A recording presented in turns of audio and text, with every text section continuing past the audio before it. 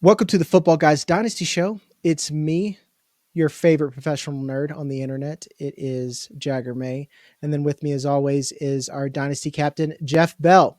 And we're switching it up. We're going to start our rookie series.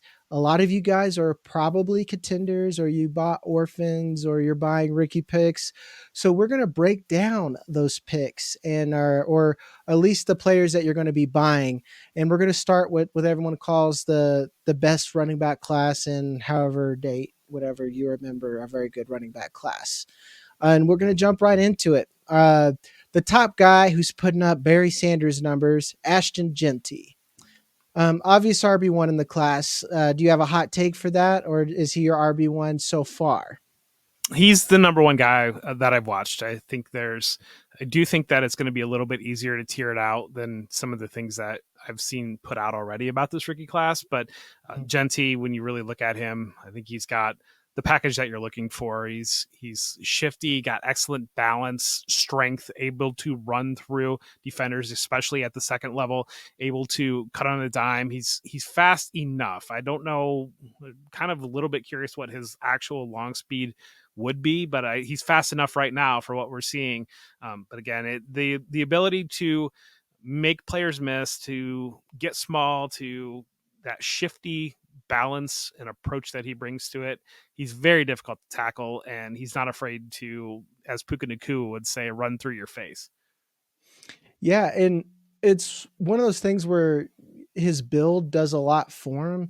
He's 5'9" and 216. That is a bowling ball. That if he was a little bit shorter, it'd remind me of Ray Rice.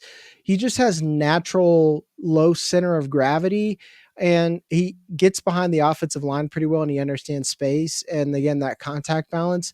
There's just no question that he's the RB1. My thing is, do you think he's a better prospect than Bijan Robinson, or do you think Bijan's still the better prospect? He's not a better prospect than Bijan Robinson. I don't think he is. I think that Bijan Robinson at the NFL level is a little bit more of a complete package, especially the receiving game that I think the Falcons have really just kind of scratched the surface on. And so I don't think he's a better prospect than Robinson.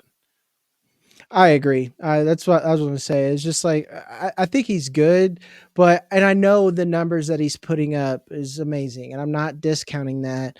But Barry Sanders also put up those numbers in the Big 12, and that was when the Big 12 was really, really good back then. That is a lot more meaningful than the Mountain West Conference. And I think that needs to be said. A lot of people don't seem to really think that. And I'm not hating on the talent, and I'm struggling with the score because it's like one of those things where it's like you don't want to be the guy who's an outlier. A lot of people, there's two kinds of people out there. There's people who's like, I want to say something crazy, so I get a lot of clicks. And then there's other guy who's like, I think something crazy, and I really need to make sure this thing before I say it because I don't want to be that guy. And I think you and I are both to that extent that guy until I'm really sure on it. But so you said, he doesn't get used as a receiver like Bijan can be used like a receiver. Bijan can be used like a legitimate slot and run routes or whatnot. And getting open field schemed open isn't quite the same, you know?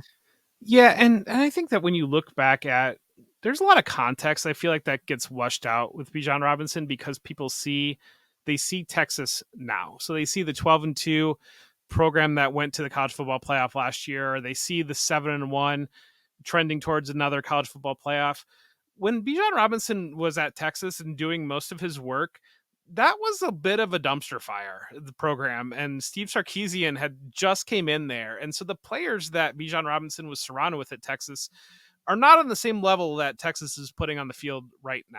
And so I think that that's some interesting color on what Bijan Robinson was able to produce in college. Yeah. Agree 100%. Before we go to our next rookie, we'll just pay some bills. Hit that like and subscribe button. We're going to continue to go through all the running backs, all the wide receivers, every prospect that we possibly can up until the draft. I don't know how long we'll do this in season, but we'll go till we run out of people. And it doesn't seem like in this class we're going to run out of running backs. Also, we're going to have our Black Friday sale coming up. We'll have details of that next week, where you can get a Football Guy subscription for a discount. So if you want to read all of our juicy content that we hide behind that paywall, go over to footballguys.com/plans, save that link, like, subscribe, hit the bell, and then we'll get you those details. Our next guy Quick, that we have on who, who's your comp for Ashton Jeanty? Ashton Jeanty. Yeah. I don't have one yet. He reminds me of Ray Rice the most. Okay. That's Maurice is that Jones-Drew is mine. So Oh, that's close. Actually, that's really close. If you really think about it, short, thick guys, just like yeah. like, Bowling, like Maurice Jones-Drew is like just kind of that bowling ball that just like is like mm, almost a weeble wobble of a bowling ball. And I think that when you look at the overall explosion, that's kind of where I land there. yeah. And by the way, guys, I by the time this is out, their article will be out. I'll break down all 20 running backs already, and we'll have that in there, and that'll be a whole article of a preview of what those are.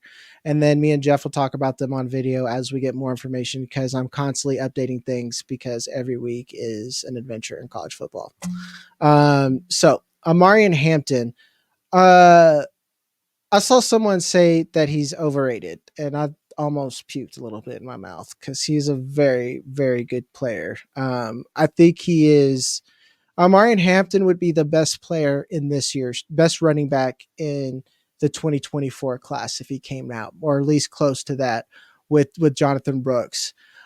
He has ideal size, 6 foot 220, and he has excellent bend for that size. That's something I've written in a lot of his um, a lot of my write ups on him. When you're 6 foot and 220, like these Bijan type players, and you can get down and move in and out of your breaks and truck people, it's fun to watch. Moreover, North Carolina, man, that is a team that is messy, and he is like the whole team since Drake May left. Yeah, to me, I need to watch him a little bit more then, because I thought he was very upright in what I saw, but Oh, really? I think he's very explosive, but I did think that he ran a little bit upright. I would have liked to probably seen him lower the pad level a little bit, and I would like to see a little bit more of that movement that you're talking about there. I liked him quite a bit. Definitely think he's an NFL running back, and I've seen enough in the passing game to believe that he can be a contributor in the passing game. The explosion, do believe, is definitely there. I think the power is there. He complements it well. I did think he was a little bit upright versus kind of, you really talk about Ashton Jeanty, the way Ashton Jeanty can just get down and Yeah. moves like the side to side. And maybe it's because I watched him right after I watched Ashton Jeanty, and maybe that Yeah. shaded it. But I didn't quite see it there. He reminded me. So my comp I have for him right now is Corey Dillon, is the comp that I have for. Okay, that you really Right. think he runs upright? Then maybe I need to look at it, because it's been a Yeah. minute as well. So, Yeah. yeah. And a lot of that, and I'll be completely candid with you guys. A lot of people aren't looking at the right coaches tape on there. Omarion Hampton doesn't have a lot of 2024 tape of all 22, but he does have a lot of 2023 tape. And um, I'm big on watching players, or I really value players who do well under adversity. It's like when you look at Drake May and what he went through, everyone's like, well, he declined and was playing hero ball. And I'm like, yeah, because he's playing an offensive line that was worse than the one that he's playing behind right now. If you really think about it. So, what is your? You said Corey Dillon's your comp for him. I haven't gotten to the comp stage yet, because I like to give a ceiling comp and a floor comp for a lot of these players, because I don't like everyone compares them to, like, well, here's the Hall of Famer that he is, and I'm like, no, calm down. Like, we're not going to talk about a player, like, but one that we will get to, kind of. I was like, his floor is Michael Carter, his ceiling is Kyron Williams, and that is scary if you really think about that. Yeah. Yeah, and the way that I like to do comps is I go back and watch college tape of the player that I'm comping them to. Like, I'm not comparing him to Corey Dillon, finished product, Cincinnati Bengal, New England Patriot running back, that borderline Hall of Famer. I'm comparing him to Corey Dillon in college. And I'm really kind of just looking for, and I'm not doing it based upon production. It's just a tape view. It's just similarities in play style, similarities in Mm-hmm. relative size, relative explosion, those types of things that just, who do they remind me of in college when I'm watching them play? Yeah, it is like, and that's where I think people take it the wrong way. It's play style. It's not like they're going to be this person, but when you see them run, they run like this. And it's crazy the players that stick out that have the very distinctive style. Like one that always stick out to me and a player I tried to emulate was Arian Foster because he was a very upright runner Yes. and a big guy, but he was somehow so elusive and still had contact balance while being that upright. And that's something we don't see a lot. And Le'Veon Bell gets brought up a lot, his running style. Like we don't see that too often.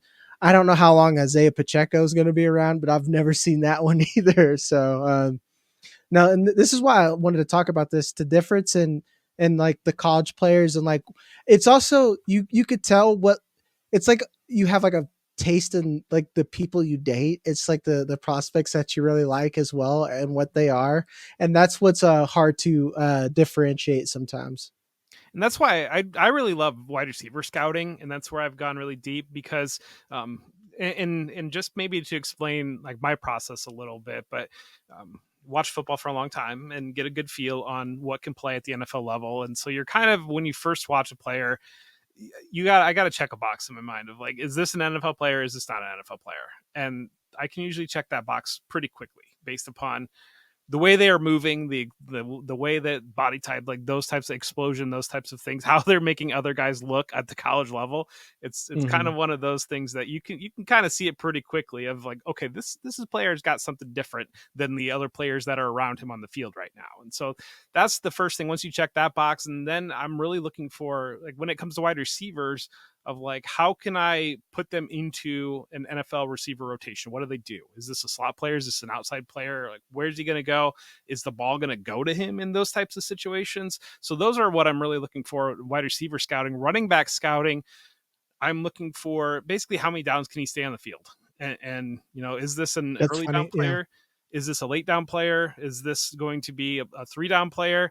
So that kind of shades the overall ceiling that you're dealing with. And so when I'm watching a player through that prospect process, I'm just trying to mentally check boxes, and I focus big on what can that player do. I don't really care what can't he do. I want to know what he can do, because if I can check off the box that he can do X, Y, and Z that plays an NFL level, okay, that gets him into the NFL level. He deserves to be talked about. He deserves to be looked at. He deserves to be selected in a rookie draft. There are things out of your control, especially this early in the process. We don't know where any of these players are going to end up. We don't know where any of them are going to get drafted, what situation they're going to step into. That's going to shade it the final level when it comes to fantasy value and really your rookie value.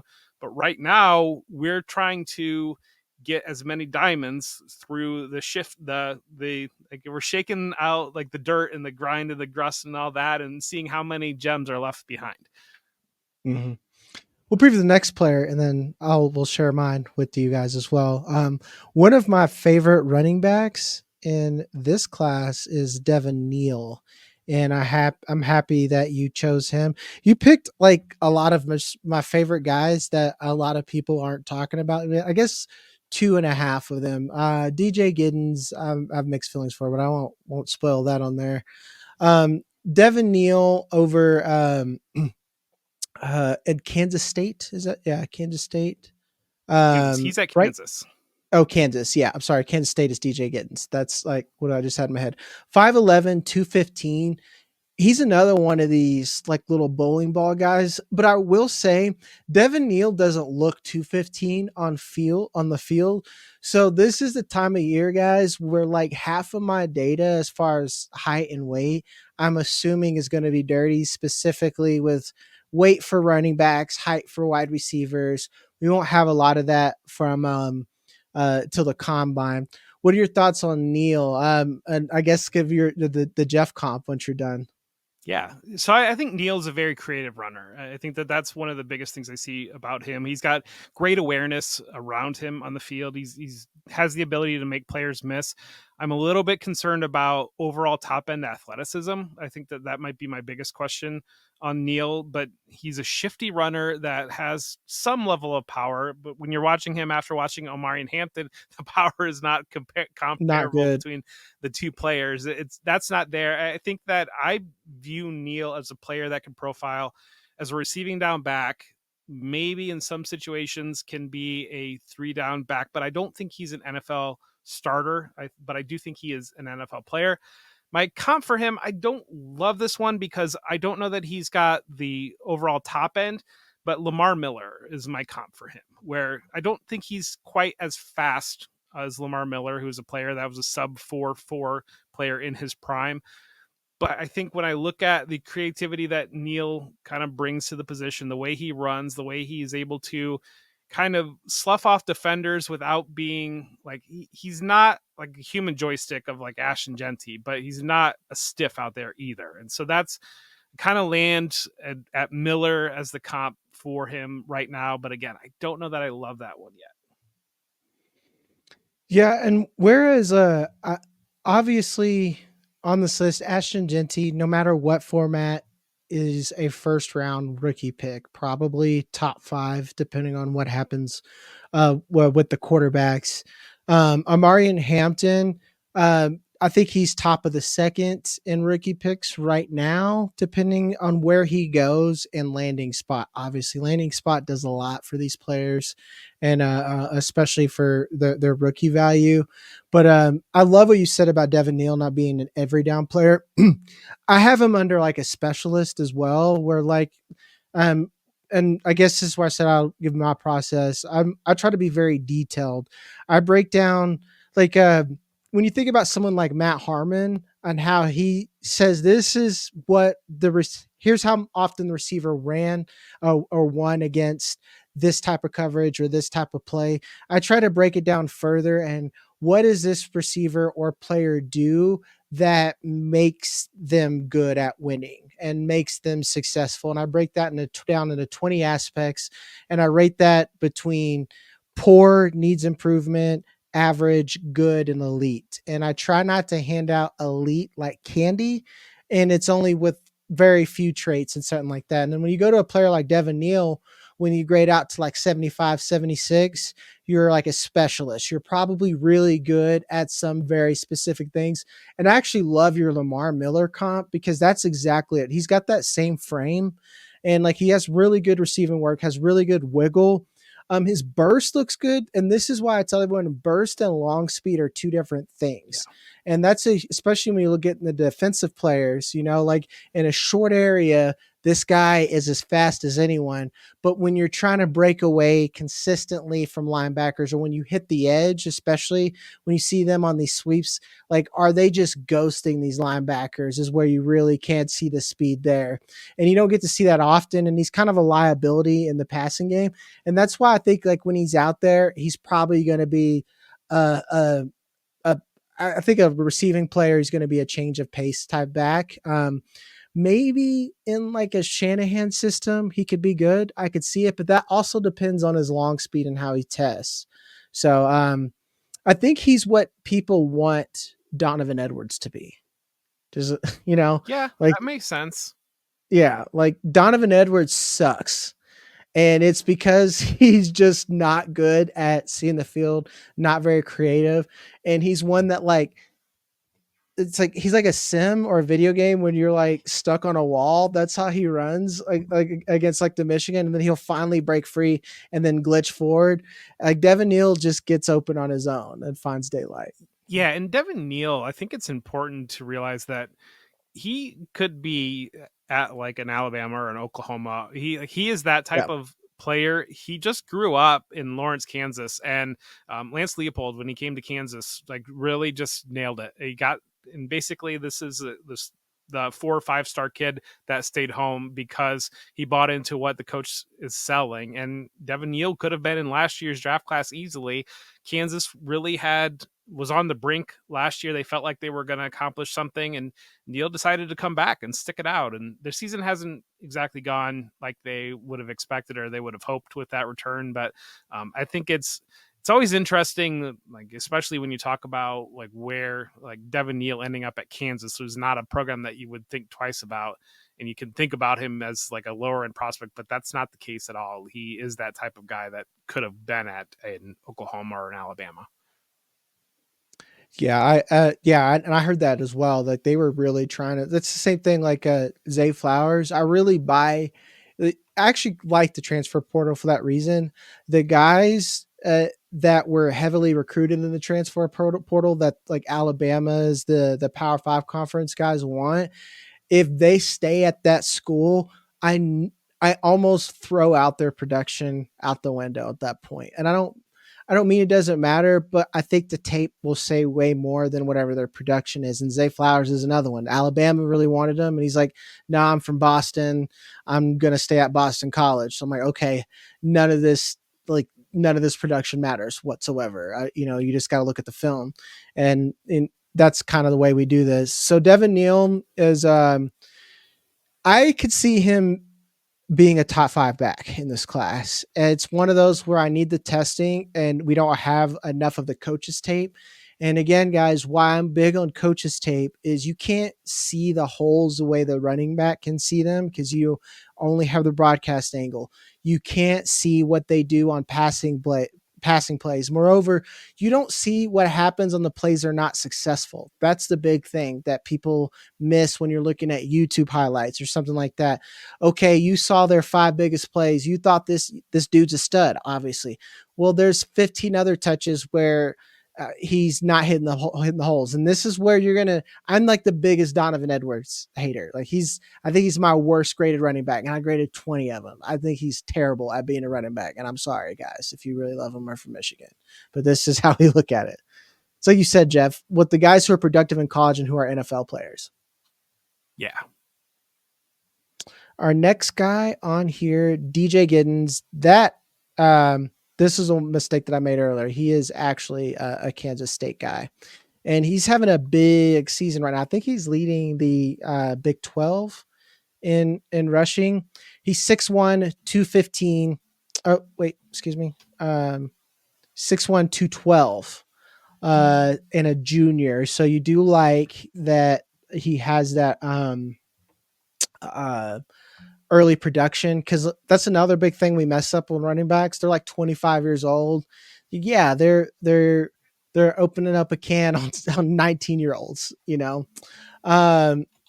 My biggest issues with him is he is a solid runner sometimes, but he has that he's really good Kendre Miller, where he is big but runs small sometimes. That's my thing with him. But he has like some of the shiftiest open field moves from his side for his size, and he's another one that has bend when he uses it.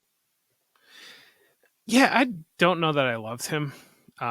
So I'll start with He's RB10. I don't love him. He's RB10 for me, so I don't love him. My comp is Fred Jackson. So okay, that's my comp for him. I question if he has the top end is part of it. He does have a little bit of wiggle and does have a little bit of power, but I think you're right that you don't always see the power show up. But I don't know that I see him kind of running away from guys, and I don't know that I see the power show up often enough. He just doesn't wow me, I guess, is maybe the way that I will say it. I know the production certainly has been there this year, and we're seeing that. And Fred Jackson, maybe a little bit of like a Chuba Hubbard type at the NFL level, where I think it's going to take him a minute for those instincts to show up at the NFL level.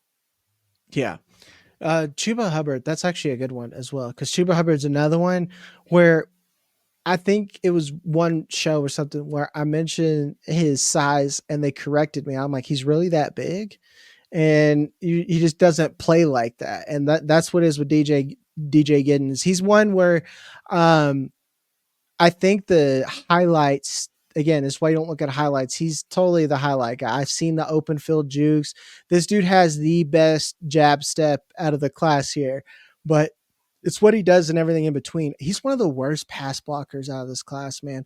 For being 6'1" and 212, terrible pass block. Like I don't think I've seen a worse chip blocker for someone being 6'1" and 212. Your job as a chip block is to be a minor inconvenience, and he can't even do that. Like I saw him try to cut block someone, and he just nose dives 5 foot in front of him. And if it was effective, it was because the dude was so flabbergasted at what he just saw.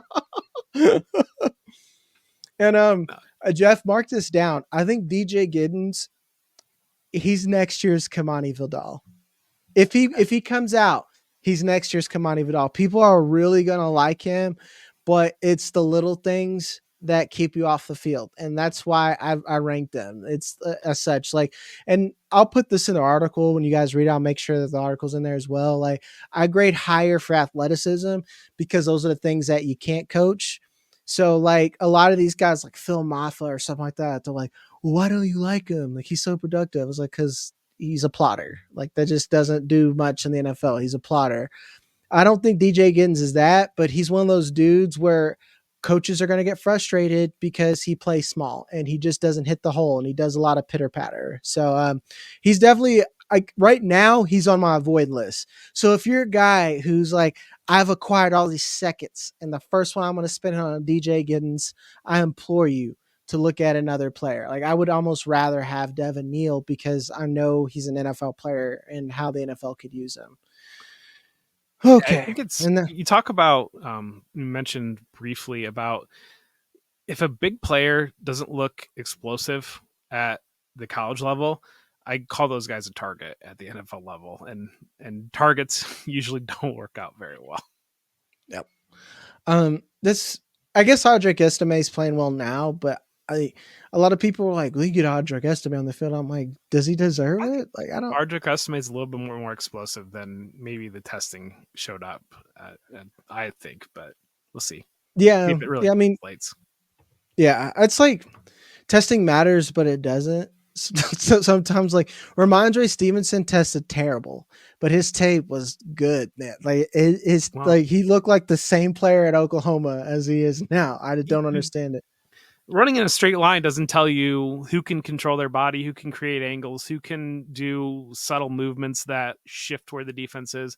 Like all those things, you can't really tell running in a straight line. Yeah. Another scouting term that you'll hear in all my work or whatever, if you listen to Daniel Jeremiah, whatever you listen to, is transition speed to power and stuff like that. People don't know how important that is as a lot of a football player. And that's, I don't know how tape will tell you that or testing will tell you that. I'm sure one day they'll figure it out, but they haven't yet. The last rookie we want to talk about, another one like DJ Giddens, and was really fresh for me. Jaydn Ott, I just watched all of his tape, and I had to bump him up. I love this dude, but I think he is a specialist when it's all said and done. And he's one where if Mike McDaniel gets him, or he can only have so many of these running backs, or like depending on where he goes to, let's say the Texans. I don't know what happens with Joe Mixon. One of these outside zone schemes, I really like him. What do you think? It's not my comp.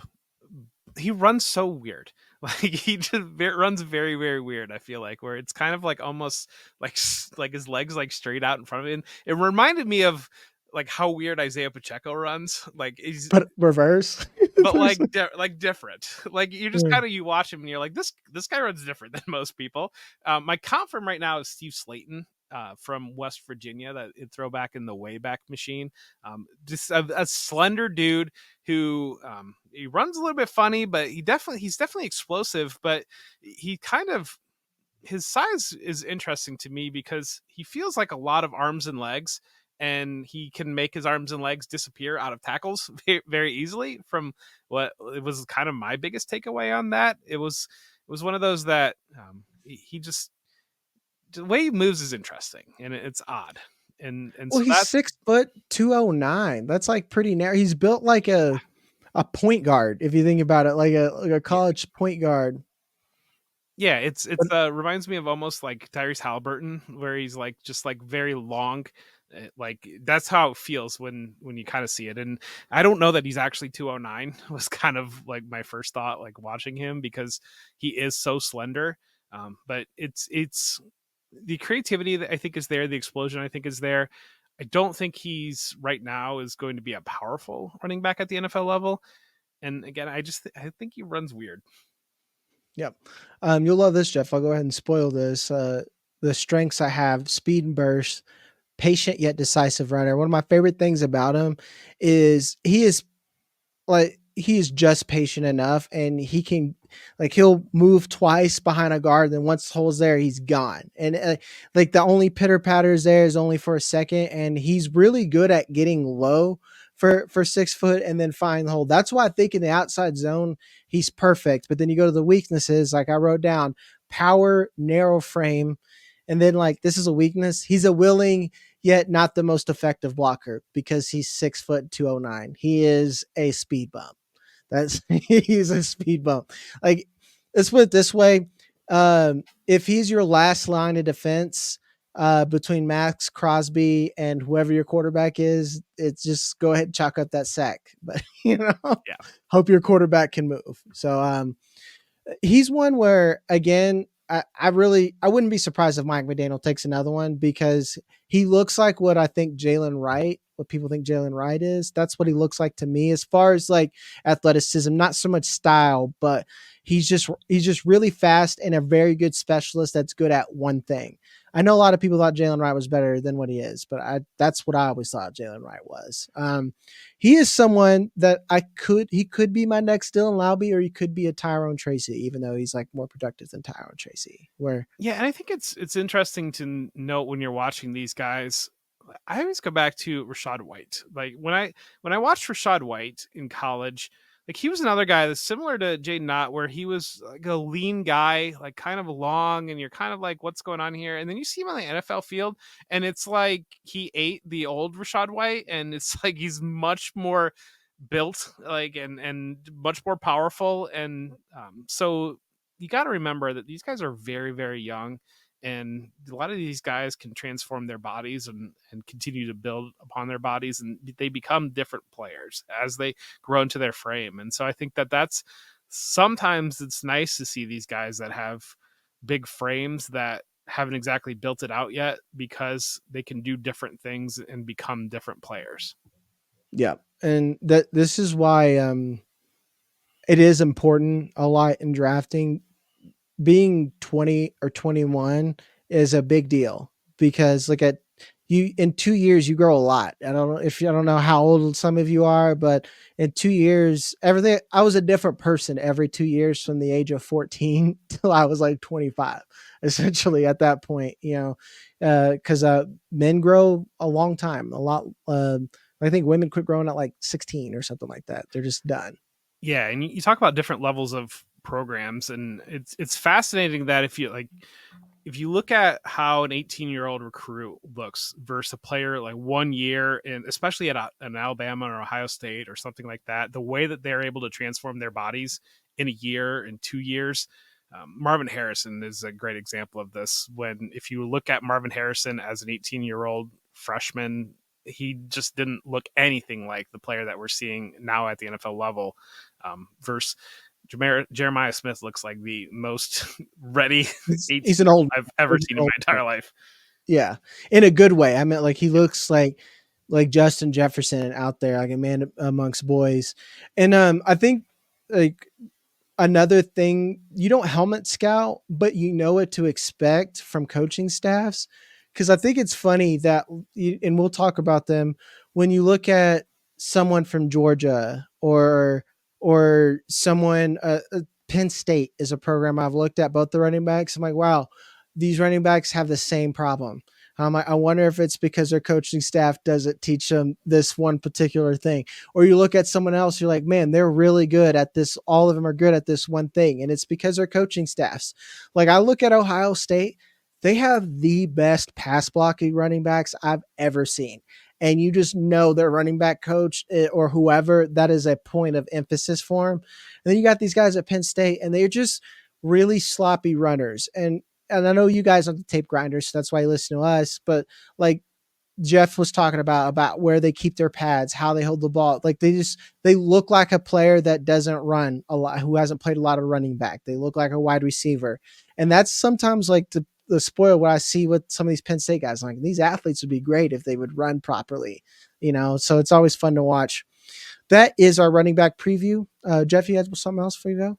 I do. You mentioned briefly like helmet scouting, and it's not helmet scouting. I think that you need to understand that these college coaches are running a very specific program. They want their running backs to do one thing, or they want their wide receivers to do one thing. So they're going to recruit players that can do that thing. So as you get a coach that has been there for a little while, you're going to start to notice some of the players are pretty similar because that's what the recruiting staff is looking for and to put into there.